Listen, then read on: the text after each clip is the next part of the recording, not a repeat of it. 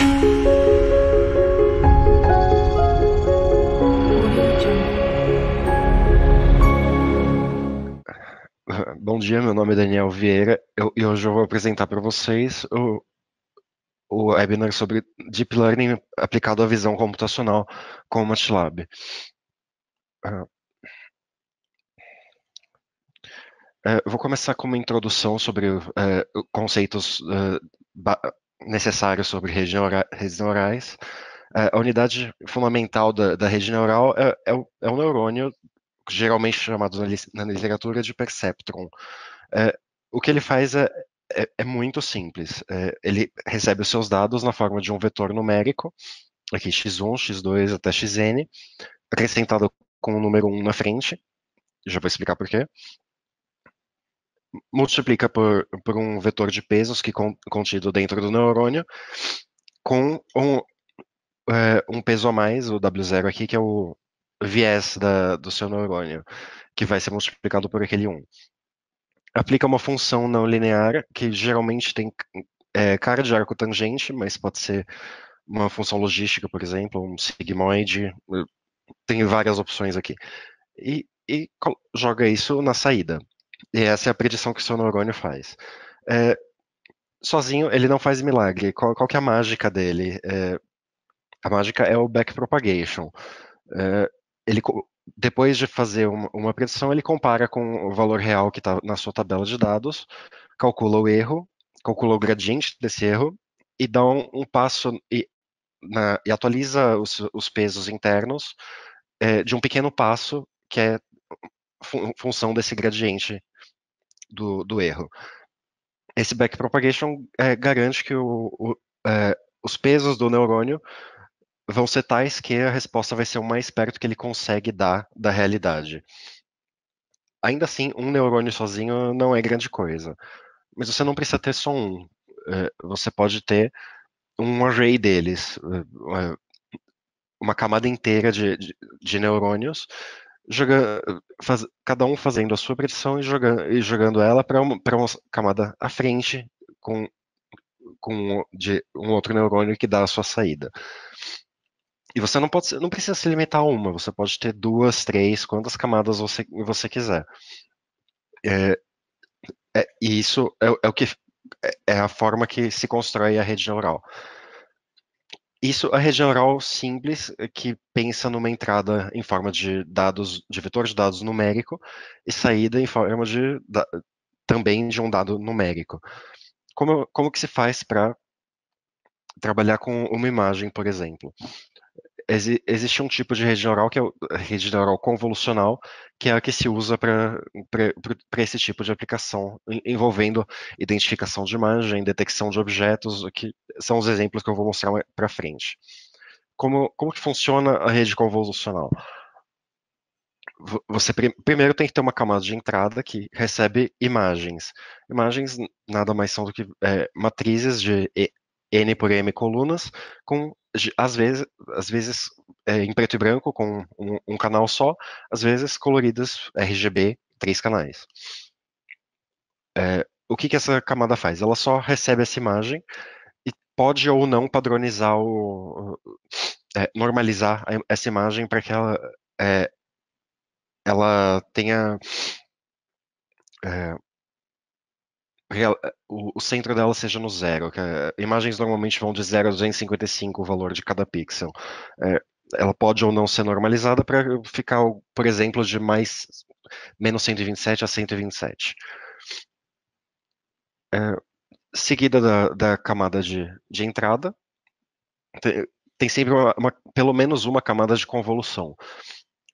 A camada de convolução é onde começa realmente a ter algum aprendizado. Ela contém pesos que nem a rede neural típica que a gente viu lá atrás, mas os pesos dela não são simplesmente um vetor numérico. É, eles são filtros. E durante o aprendizado, esses filtros vão convergir para cada um deles para algum tipo de estrutura que pode ser relevante na sua base de imagens. Numa camada superficial, os filtros têm mais ou menos essa cara. É, manchas de uma cor só num fundo de uma cor só, ou linhas, por exemplo. É, seguida da camada de convolução, tem uma, quase sempre tem uma camada ReLU. O que que faz a camada ReLU? Ela padroniza a saída da convolução. É, como no, no exemplo do neurônio que eu mostrei anteriormente, era aplicada uma função não linear com cara de arco tangente. Nada garante que a saída da convolução tenha uma cara de arco tangente. A função da camada ReLU é essa, de regularizar a saída da convolução. É, em seguida, geralmente se coloca uma camada max pooling, pode ter variações disso aqui. O que que ela faz? Ela faz o downsampling da sua imagem. Geralmente a imagem é uma coisa muito grande de se trabalhar, é muito custoso computacionalmente. Vale a pena diminuir o tamanho dos seus dados. E é isso que essa camada faz. Ela pega um, para cada vizinhançazinha definida pelas configurações da camada, ela vai pegar o valor máximo e colocar numa outra imagem.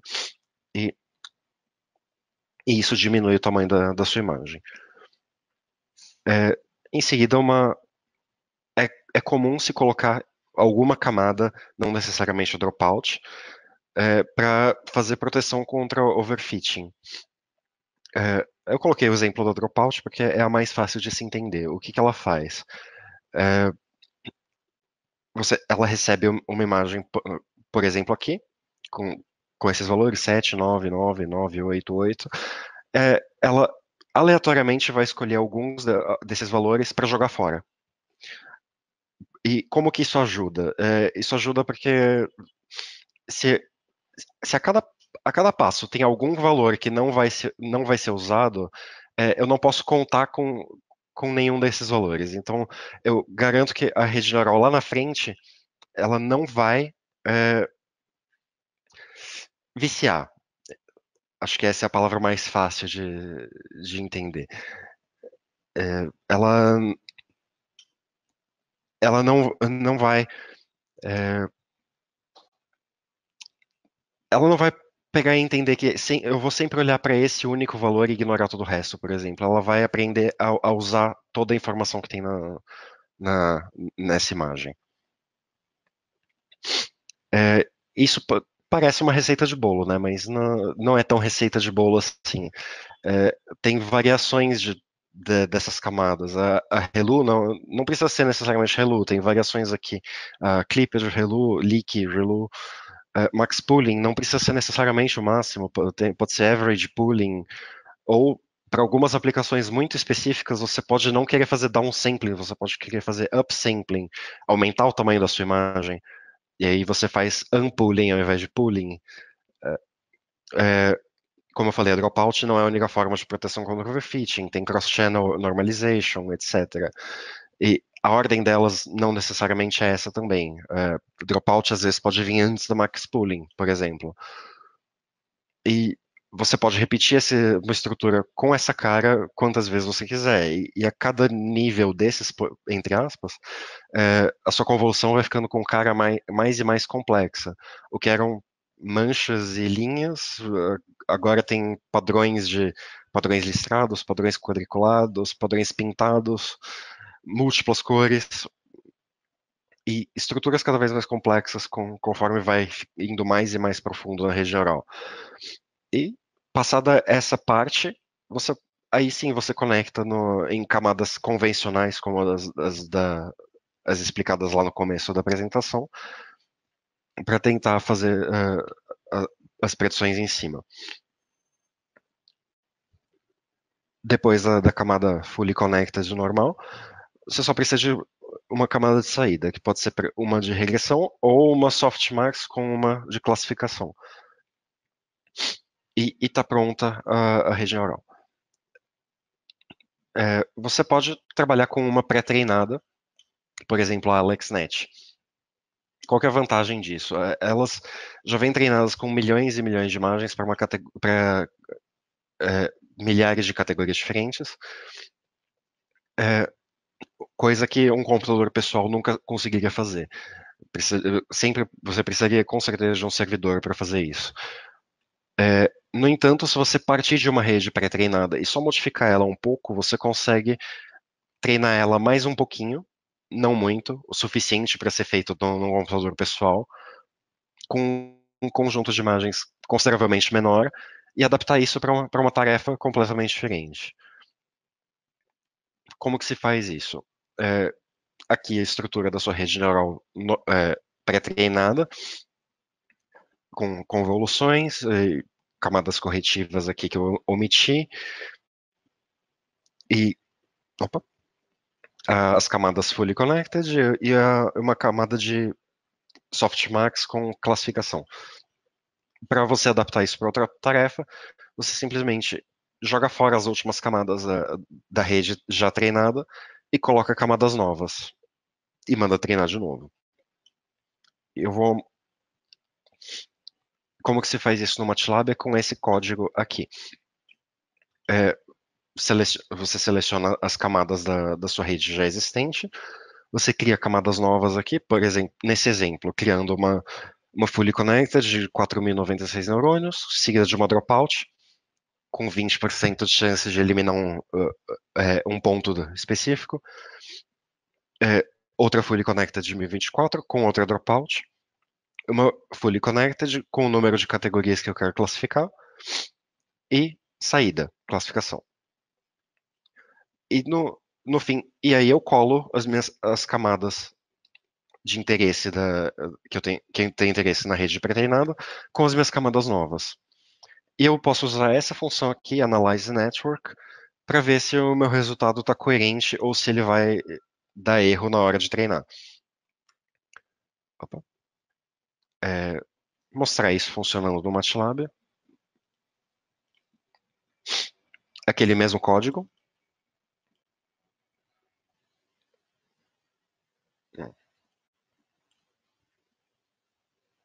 Aqui. A função Analyze Network me mostra a estrutura da rede neural. Nesse caso, ela é completamente linear, mas não precisa ser. Tem opções que você divide em algum lugar para fazer um caminho diferente e depois, no fim, antes de chegar no final, junta de novo para gerar uma resposta. E aqui ele mostra todas as camadas que tem essa rede e, e uma análise da consistência dessa rede. Mostra aqui que a entrada é esperada uma imagem de 227 por 227 por 3, que quando passar pela primeira convolução, isso vai virar uma imagem de 55 por 55 por 96. E depois, quando chegar no primeiro max pooling, lembra que ela diminui a imagem, agora vira 27 por 27 por 96. E assim por diante até chegar no final. Aqui as camadas que eu acrescentei. Fully Connected, 4.096, é o Fully Connected de 1024. E aqui no cantinho ele mostra que não tem erros, tá consistente todas essas camadas. A saída de uma encaixa perfeitamente com a entrada da outra. Não vai dar erro quando treinar. Pelo menos não erro por causa disso. Voltando para a apresentação.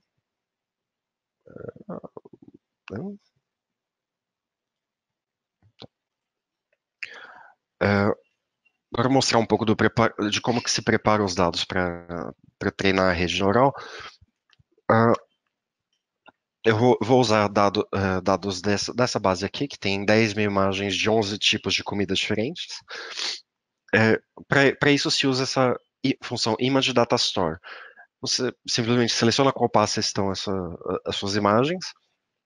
Você pode ou não definir uma função de leitura customizada. Normalmente ela já lê imagens sem nenhum problema. Eu coloquei aqui só para ilustrar que isso é possível. E aqui você define que os subfolders são. Você deve incluir todas as subpastas dessa pasta aqui. E e deve usar os nomes dessas subpastas como o label de cada uma dessas imagens. Então, se a pasta chama desserts, então o conteúdo dessa pasta é desserts, né? São sobremesas. Ah, aqui eu embaralho essas imagens para isso costuma ajudar a rede neural a não é, a, a treinar de um jeito um pouco mais suave. Ah, aqui divide a base de imagens em três: uma fração para treino, fração para validação e uma para teste. Com a diferença de validação e teste. Validação é um conjunto de dados que vai ser usado durante o treino, mas não para atualizar os pesos da rede neural. Ela vai ser usada, esses dados vão ser usados para critério de parada do treino. A hora que a performance em cima dos dados de validação não estiver mais melhorando, o treino para. E teste fica separado lá para se você quiser testar futuramente. Ele não vai ser usado durante o treino em nenhum momento. Em seguida, Data Augmentation. O que é isso? Aqui no cantinho tem um exemplo aqui. Tem uma imagem de bolo.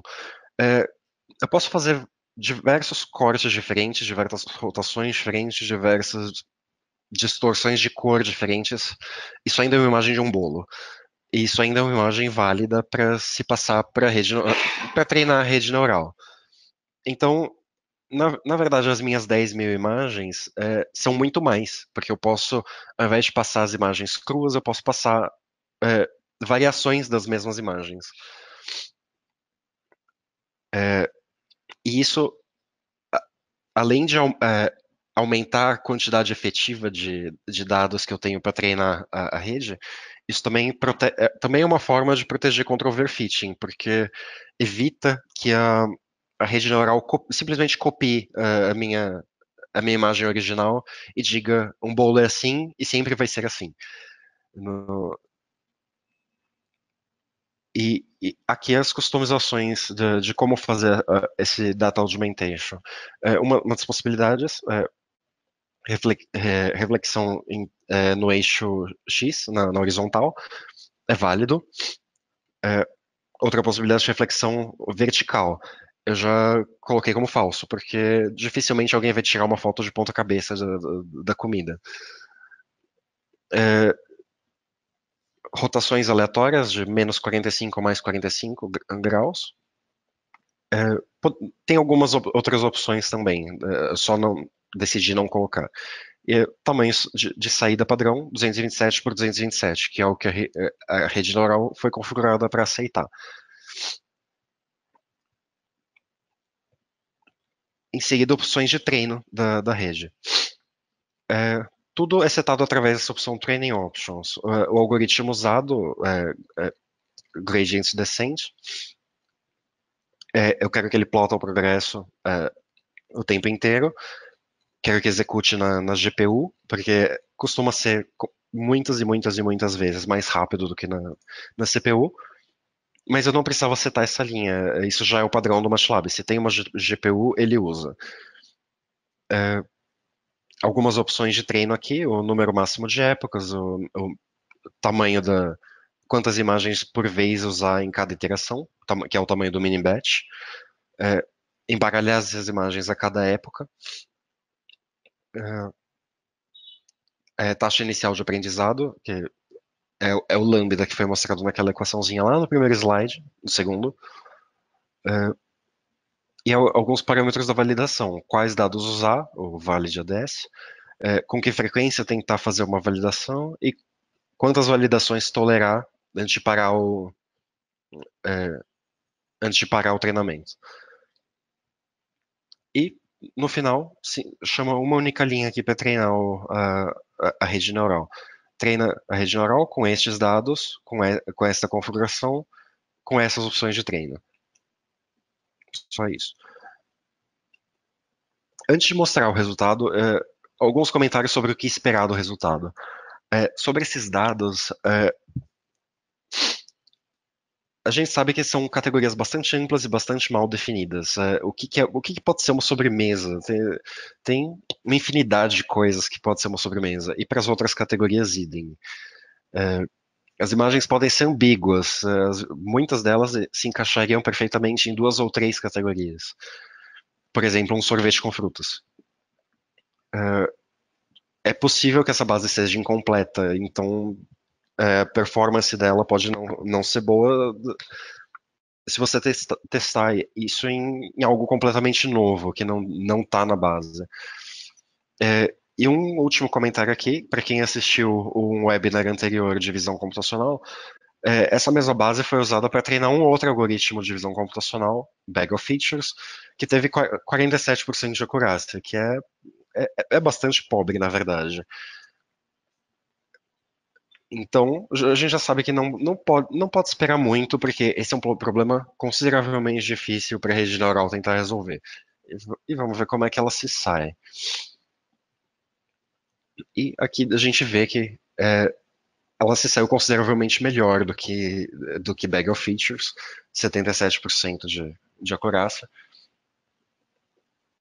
E aqui é a evolução do treinamento da rede. A linha azul é a performance sobre os dados de treino, que não é muito informativo, porque ela sempre cresce, se você deixar infinitamente, ela chega em 100%.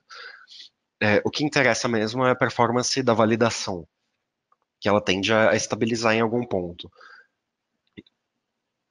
E estabiliza em torno dos 77% de acurácia que ela obteve.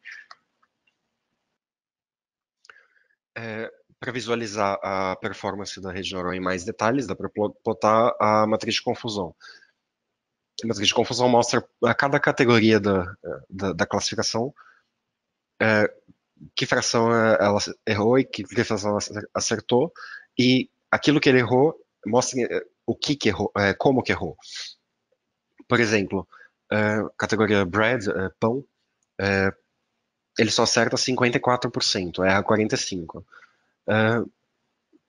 E como que ele erra? Ele não costuma confundir pão com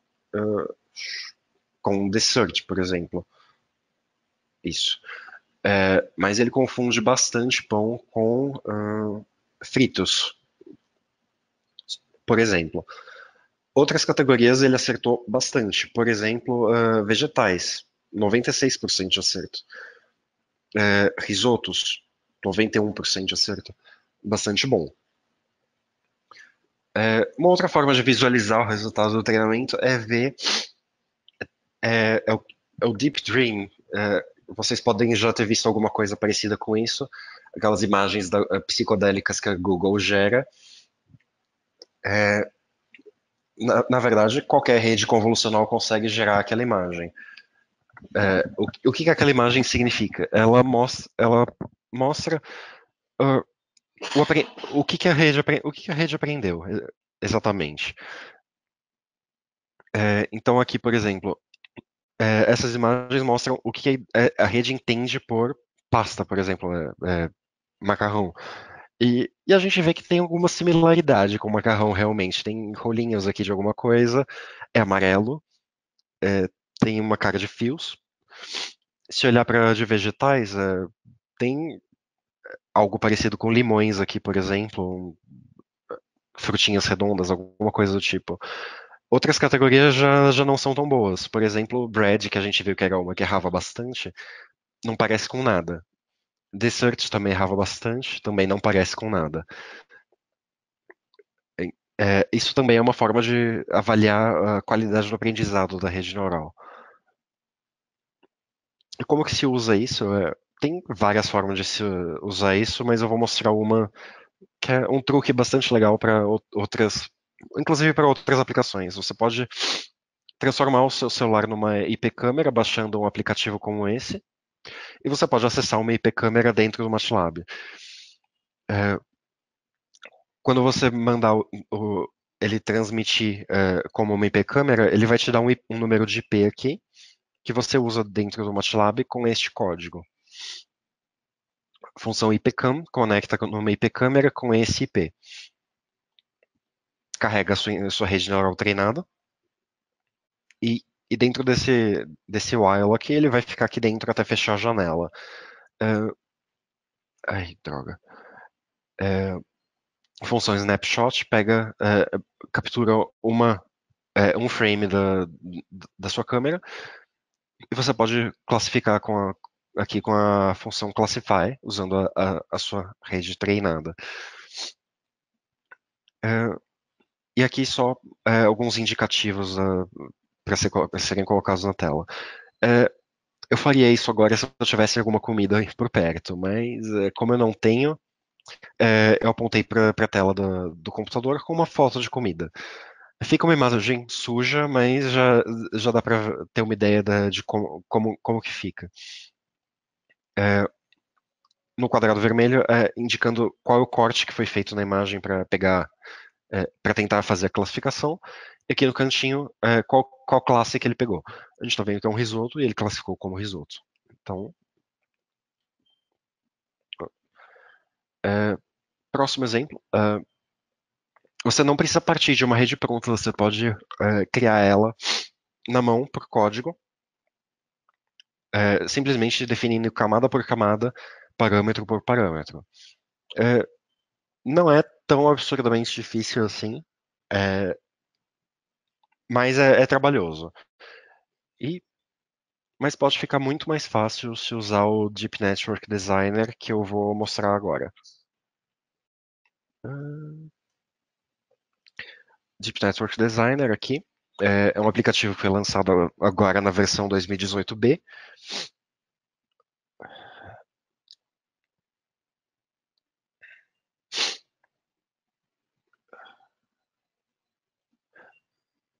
Pronto. É, nele você não precisa fazer as coisas por linha de comando. Você pode pegar as camadas e arrastar.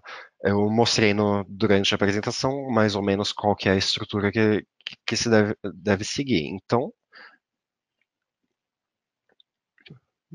só colocar as camadas nos seus devidos lugares. Max Pooling.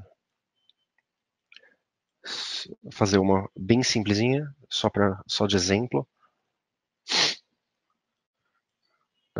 Uma só? Não, duas.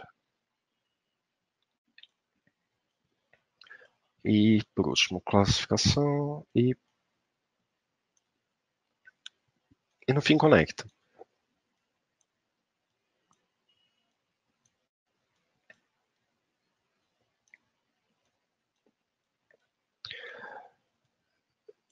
E aqui na lateral você pode clicar em qualquer uma dessas camadas e customizar os parâmetros dela.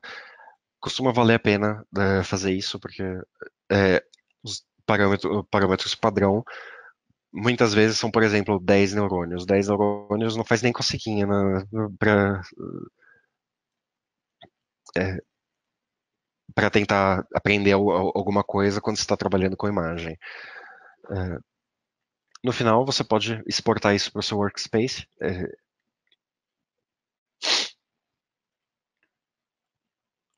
E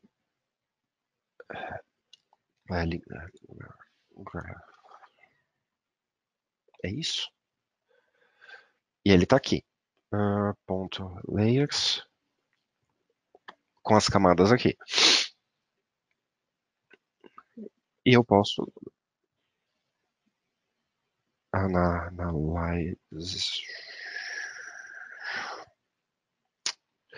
analyze network.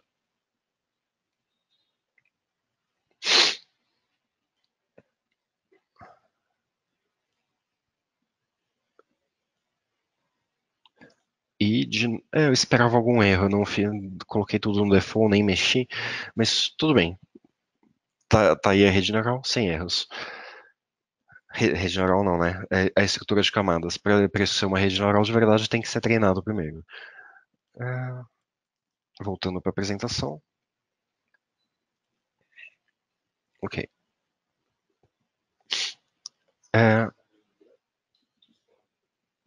O último exemplo aqui. Eu vou mostrar um exemplo de detecção de objetos, mas Antes de fazer detecção de objetos, precisa mostrar como que se cria dados rotulados para isso. É um processo um pouco trabalhoso, mas alguns aplicativos do MATLAB que facilitam bastante. Por exemplo, o Video Labeler. Vou... Eu já estou com ele aberto aqui em algum lugar, com esse vídeo de um jogo de rugby aberto aqui. Você pode carregar um vídeo por aqui. Mas eu já fiz porque ele leva um tempinho. É, eu quero, por exemplo, detectar os jogadores do time vermelho. Então, eu crio um. Nossa, para onde foi?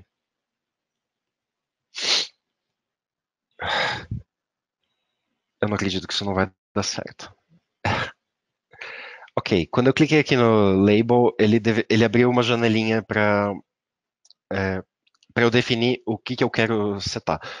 Só que abriu fora da minha tela e eu não tenho outra tela. Então, basicamente, eu não vou ter como mostrar isso. É, eu normalmente trabalho com duas telas. É, ok, eu vou só explicar então. É, ele define um novo label aqui e eu posso simplesmente desenhar em volta de cada jogador é, um quadradinho dizendo aqui tem um jogador. É, em seguida, você clica aqui em Select Algorithm, que está apagado porque não tem nenhum label definido. É, ele tem algumas opções de como rastrear cada uma dessas caixinhas ao longo dos frames do vídeo. Eu seleciono um desses algoritmos de rastreio e clico aqui em Automate.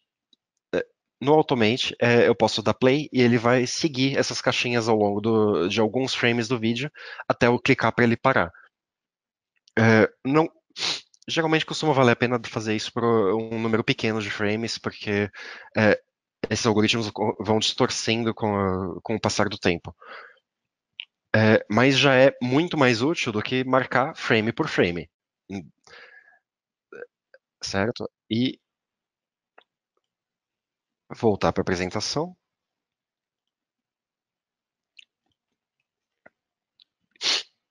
No final, eu vou ter todos os frames do vídeo marcados. Ele vai me retornar uma timetable, não uma tabela com essa cara aqui. É, mas eu preciso que ela fique com essa cara para passar para o treinamento do detector de objetos. Então, eu separei cada frame em um JPEG aqui só para facilitar o trabalho depois. Cada coluna aqui é um dos tipos de objeto que ele precisa detectar. Pessoas do time 1, pessoas do time 2 e o juiz. E, e em cada frame ele tem aqui uma matrizinha indicando onde está cada objeto. Na linha 1 tem um objeto que começa no pixel 520, 333 e tem 37% por 101. Na linha 2 tem outro objeto e assim por diante. É, tá. É, em seguida, você precisa definir uma rede neural convolucional como se fosse para classificação. Só que a particularidade dela, ela tem que ser bem pequena. A entrada tem que ser bem pequena comparada com as suas imagens. Os filtros das convoluções dessa rede neural tem que ser bem pequenos também aqui, ó. Por exemplo, 3x3, só 32 filtros. Passo só um por um. E a última camada fully connected dessa rede tem que ter n mais uma classes. N, se eu quero classificar 3 objetos, eu preciso que ela seja capaz de classificar 4 objetos. Os 3 que eu quero, mais o fundo. Em seguida, eu defino opções de treinamento. O treinamento do detector é feito em 4 estágios e cada estágio pode ter suas opções diferentes. Então, nesse caso, eu coloquei todos iguais, mas poderiam ser diferentes. Opções para o estágio 1, 2, 3 e 4 e concateno todos eles.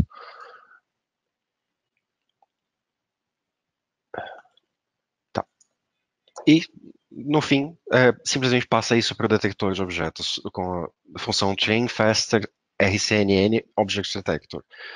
É, o que ela faz? Passo a passo. Primeiro, ela reduz todas as imagens para que o lado menor tenha um tamanho fixo, escolhido aqui 400. Ela corta um número, no caso 128 amostras de cada uma delas, com tamanho definido lá pela rede neural. Era 32 por 32 que ela aceita de entrada, as amostras aqui são 32 por 32. Em cada uma dessas amostras, ela faz uma avaliação de quanto ela tem de overlap com as regiões marcadas como de cada jogador. Se tiver um overlap aqui, positive overlap, de 60% a 100%, essa amostra vai ser considerada um objeto. Ela vai ser importante no treino. Se, se tiver um overlap só de 0 a 30% aqui, negative overlap range, ela vai ser considerada background, que também é importante para o treino. Se tiver no meio, vai ser jogado fora, porque é uma imagem ambígua, é uma amostra ambígua. Ela faz uma modificação nas camadas dessa rede definida. Por quê? Porque eu defini uma rede para classificação. Eu quero modificar ela para que seja útil para detecção. E aí treina o primeiro estágio, que é Region Proposal. O que ele faz nesse estágio é exatamente isso. É a parte da rede neural que deve propor que regiões contém algum objeto de interesse. E o segundo estágio classifica o que é esse objeto de interesse, se é o do time 1, do time 2, o juiz, ou se é fundo. Se for fundo, vai ser ignorado. E o terceiro e quarto estágio só melhora o resultado do primeiro e segundo. Eu treinei esse para alguns frames desse vídeo, 24 frames aqui. É uma amostra extremamente pequena, porque esse é um algoritmo extremamente pesado que o meu computador não vai aguentar mais do que isso. Ainda assim, ele teve algum resultado interessante. Vou dar play aqui no vídeo.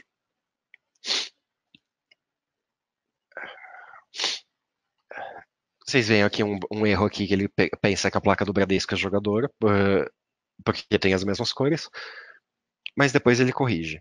E, no geral, ele pega bem o time vermelho. O time azul ele fracassou miseravelmente e o juiz também. Mas também, com 24 amostras, eu não esperaria muito. Isso seria questão de treinar com uma quantidade maior de amostras, talvez algumas modificações nas configurações dessa rede neural, porque eu realmente usei a mais simples possível das opções pela limitação de hardware que eu tenho aqui. Opa. E no fim eu vou deixar vocês só com um teaser aqui, porque para esse aqui eu não tenho como fazer um exemplo. Eu citei a função Image Data Store para trabalhar com imagens, mas você não precisa trabalhar só com imagens, você pode adaptar. Eu citei que você pode customizar a função de leitura, você pode customizar ela para ler áudio, por exemplo. E você pode usar a mesmíssima técnica de Deep Learning que foi usada para visão computacional, você pode usar para tratar áudio. Aqui essa função aqui escrita para isso. Audio read, abre um arquivo de áudio. Esse trecho do código padroniza a duração, pega 20 segundos da imagem, se eu passar 20 aqui para o NSEC. De imagem não, 20 segundos do áudio. Esse outro trecho aqui padroniza a taxa de amostragem desse áudio, a qualidade dele. Se for diferente do default setado aqui, ele faz a reamostragem do áudio para ficar igual a essa taxa definida aqui. E aqui calcula o espectrograma de cada canal de áudio. O que é o espectrograma? Eu vou mostrar no próximo slide. É isso aqui. É basicamente uma imagem. Então você acabou de converter um áudio numa imagem e você pode passar isso para uma rede neural convolucional para tentar descobrir coisas a respeito da sua base de arquivos de áudio. É, aqui uma música do Pearl Jam. É, você pode, por exemplo, descobrir diferenças entre estilos. Amon Amarth, completamente diferente de Led Zeppelin, completamente diferente de Andrea Bocelli. Você pode descobrir consistência entre o estilo de uma mesma banda. Duas músicas do Black Sabbath aqui tem estruturas bastante parecidas aqui, um padrãozinho quadriculado que aparece aqui na imagem, no espectrograma. Você pode até tentar descobrir assinaturas de cantores ou de bandas. Por exemplo, três músicas diferentes do Andrea Bocelli, todas elas aparecem esse padrão aqui de oscilação da frequência subindo e descendo da voz dele ao longo de alguns segundos. E, e é isso. Perguntas eu posso responder pelo chat ou algumas delas aqui pelo áudio mesmo. Rogério Seber perguntando se é possível embarcar a solução. A rede neural já treinada, você pode gerar código dela para embarcar. É inclusive comum se fazer isso.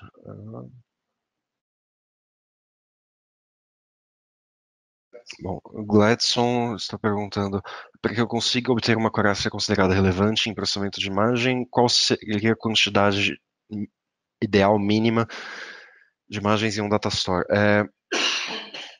Isso depende da complexidade das suas imagens. Por exemplo, nesse caso, eu dei um exemplo de classificação de comida, que é um negócio extremamente amplo, extremamente variado. Isso é bastante difícil de se fazer. Já a AlexNet, por exemplo, a AlexNet foi treinada com 1 milhão de imagens para 1.000 objetos diferentes, mas são objetos bastante específicos. É mouse, é teclado, é iPhone, é tigre, enfim. É fácil de distinguir objetos bastante específicos. Então, para isso, 1 milhão de imagens deu. E para 1.000 categorias. E tem uma correlação bastante boa. Uh, se você tiver é, um, se no seu caso for também objetos bastante específicos e, e não tiver um número grande de categorias, for tipo 5, 6, alguma coisa do tipo, você pode conseguir uma acurácia razoável com alguns milhares de imagens, talvez umas 10.000. Não, não sei se isso responde completamente a sua pergunta, mas tudo bem. Acho que sim. Uh, sim, Luiz Meleiro está perguntando sobre a dimensionalidade da CNN. Como que é feita a análise entre números de parâmetros da rede e o tamanho da rede, tá? E números de dados, desculpa. É, essa análise é bastante empírica, na verdade. É difícil chegar numa resposta analítica, entre aspas, para isso. O que se faz é botar diversas formas de proteção contra overfitting. No caso, eu mostrei a camada dropout no meio no meio de tudo que está na rede. Eu mostrei data augmentation para garantir que a rede neural não vai simplesmente copiar a entrada e dizer que aquilo é saída. Que outras formas tem? Enfim, tem diversas formas de fazer isso. Uma que eu já fiz uma vez também foi se eu sei que os meus dados de entrada têm tais e tais correlações, eu só vou aceitar o resultado de saída se ele também mostrar as mesmas correlações. Se ele chegar num resultado que não mostra o mesmo comportamento, eu descarto e tento de novo. É outra forma de se proteger contra overfitting. Hum, é, um vídeo diretamente não. Você tem que converter ele para uma, uma quantidade de imagens, cada uma correspondendo a um frame do vídeo. É, bom, obrigado a todos pela participação de vocês. Até o próximo webinar.